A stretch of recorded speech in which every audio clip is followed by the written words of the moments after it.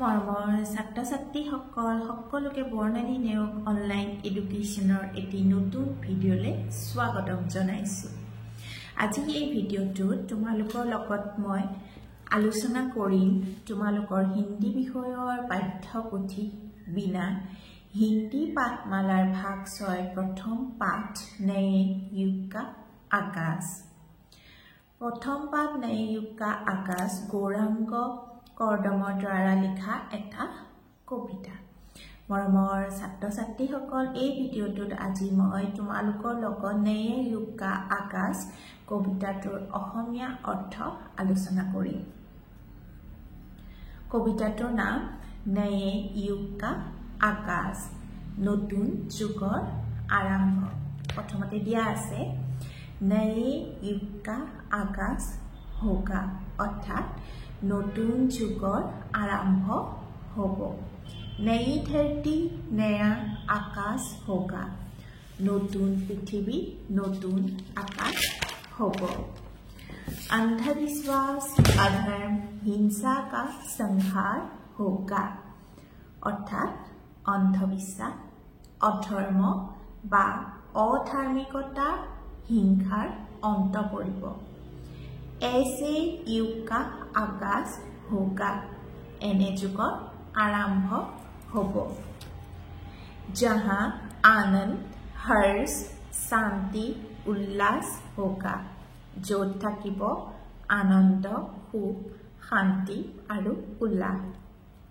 जहां सुख शांति अपार होगा जोत सुख शांति परिवेश विराजमान होबो। जहां अमीर और गरीब में ना भेद होगा जोत धनी आरु दुखियार মাজত কোনো পাৰ্থক্য নাথাকিব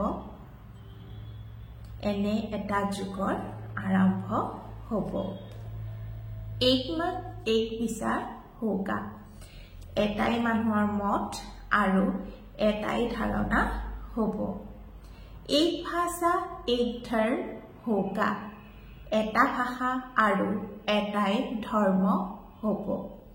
सिर्फ सत्य का व्यवहार होगा অৰ্থাৎ কেৱল মানুহৰ মাজত সত্যৰ চৰ্চা চলিব। ऐसे युग का आगाज होगा এনে এটা যুগৰ আৰম্ভ হ'ব। मनोरंजन अपार होगा সীমাহীন मनोरंजन হ'ব। हर दिन त्योहार होगा प्रतिটো দিনে উৎসৱৰ দৰে হ'ব। अपनी जमीन अपना आसमान होगा আমাৰ নিজৰ মাটি নিজৰ আকাশ হ'ব। ऐसे युग का उद्धार होगा এনে এটা যুগৰ ৰক্ষা হ'ব। भारत का उद्धार होगा भारतवर्ष मुक्त হ'ব।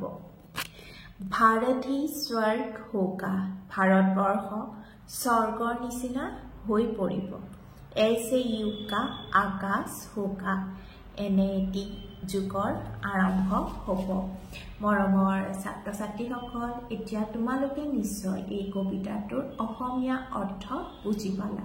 ইয়াৰ পিছৰ ভিডিঅ'টো তোমালোকৰ লগত মই এই পাঠৰ কিছু প্ৰশ্ন উত্তৰ আলোচনা কৰিম। ধন্যবাদ।